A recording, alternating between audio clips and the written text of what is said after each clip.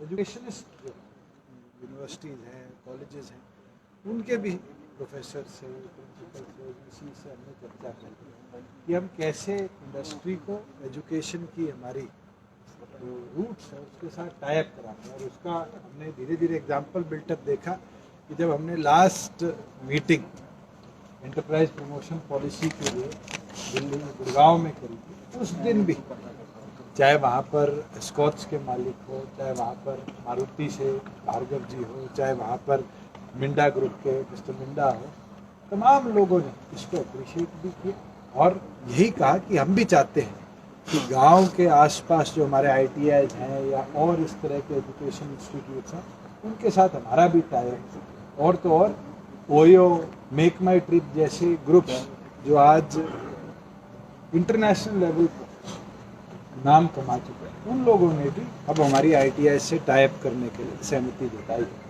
मैं उम्मीद करता हूँ कि आने वाले भविष्य में 75% हरियाणा के जो युवा है वो अपनी हिस्सेदारी हर प्रकार की इंडस्ट्री में बनाए। सर, विपक्ष के नेता कह रहे थे भूपेंद्र सिंह हुड्डा की जो एक जिले से तो 10% की जो कैप लगाई है कंपनी को जो अधिकार दिया है, ये ठीक नहीं। देखिए, कोई भी व्यक्ति हमारे प्रदेश में आता है और करोड़ों की इन्वेस्टमेंट, पीछे 2 इंसिडेंट ऐसे हुए, एक इंसिडेंट मारुति का और एक हीरो होंडा का, जहां 3 जिलों के हजारों एम्प्लॉयज को निकाल दिया गया और उसके बाद एक ग्लास सीलिंग लगा दी गई कि इस जिले के एम्प्लॉयज को हम नहीं लेंगे। ऐसा भेदभाव ना, हमने ये इंडस्ट्री को ताकत दी है कि वो अपने लेवल पर अगर लगाना चाहे तो कैप लगा सकती है। बस आपकी थोड़ी कन्फ्यूजन थी, हमने उसको रेक्टिफाई भी किया क्योंकि मात्र कैप है जो इंडस्ट्री इतने करोड़ इन्वेस्ट कर रही है, अगर वो चाहे तो वो लगा सकती है। गवर्नमेंट इसको फोर्स नहीं करती। 10%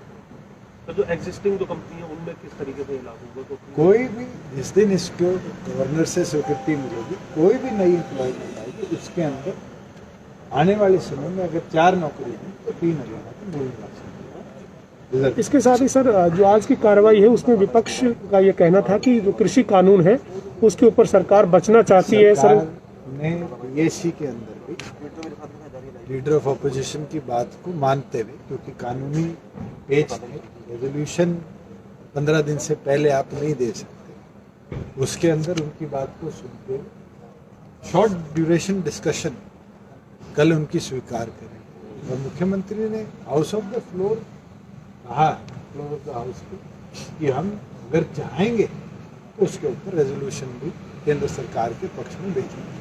एक सर, रजिस्ट्री मामले में आज ध्यानाकर्षण प्रस्ताव पर चर्चा हुई है, कहा गया विपक्ष की तरफ से कि रजिस्ट्रियों में घोटाले हो रही हैं या फिर बड़ी स्पष्टता के साथ ₹1 का रेवेन्यू लॉस स्टेट को नहीं।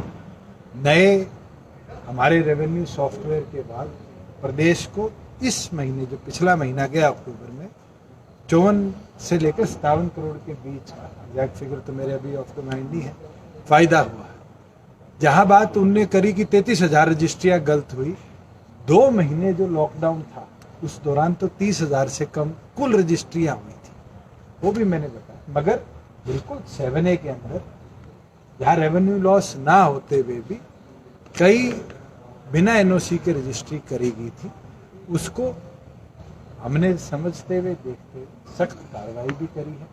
हमारे 8 रेवेन्यू ऑफिसर्स के खिलाफ हमने कार्रवाई करी, उनको सस्पेंड ही नहीं किया, चार्जशीट ही नहीं किया, उनके खिलाफ FIR भी कराई है। और अब पूरे के पूरे हरियाणा प्रदेश के एक 32 अर्बन लोकल बॉडीज़ की भी हमने 7A वायलेशंस मंगाई। कई तो ऐसे लोग थे जो बातें बड़ी बड़ी कर रहे थे, उनको यही नहीं पता था कि अर्बन लोकल बॉडीज़ को छोड़ के 7A हरियाणा प्रदेश के हजारों गाँव पर भी लगता है और हमने सबकी मंगाई है। अगर इस तरह की कहीं रजिस्ट्रेशन हुई तो जो भी अधिकारी इन्वॉल्व रहे उसके अंदर केवल मात्र नायब और तहसीलदार ही नहीं, अगर वहाँ पर ऑन रिकॉर्ड किसी पटवारी ने भी रेवेन्यू रिकॉर्ड के साथ छेड़छाड़ करी तो उसके खिलाफ सख्त से सख्त कार्रवाई। सर, आपके 75% पहली सरकार जब मनोहर सरकार बंद थी उस वक्त आपने पुरजोर तरीके से ये मुद्दा उठाया था कि जो बाहरी व्यक्ति हैं हरियाणा से बाहर के, उन्हें जो नौकरी देने का मुद्दा है उसको आपने उठाया था।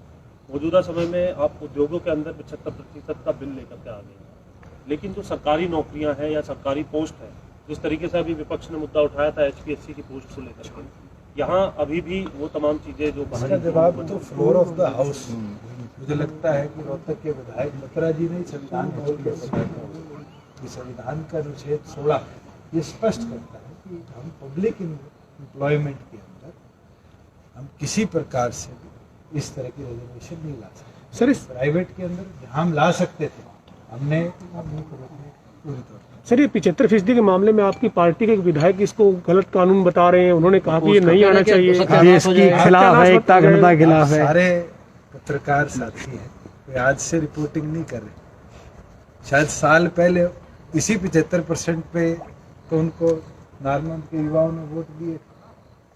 और मेरे को तो एक चीज नहीं समझ आई कि 75% के अंदर देश के 4 हिस्सों के बंटवारे कहाँ से आ गए। मुझे तो ये चीज नहीं समझ आई कि देश टूट जाएगा, देश बट जाएगा, जबकि वो कोई अनपढ़ विधायक नहीं है, विद्वान है, वकील है। उनको ये पता होना चाहिए कि एक नहीं अनेकों राज्यों के अंदर आज ये कानून लागू है। मैं तो इतना बोलना चाहूँगा कि कई बारी उम्र के साथ साथ सर पंचायती शामलात भूमि अधिनियम संशोधित जो है उसमें क्या नया अमेंडमेंट है सर? वो समझ गए सर, हम अगली बात तो समझ गए। पंचायत की भूमि पर अलग अलग जगह इंक्रोचमेंट बड़ी मात्रा और फाइन की जो पेनल्टी थी वो 5,000 से 10,000 रुपये प्रति हेक्टेयर थी, जो कि 2,000 रुपये प्रति एकड़।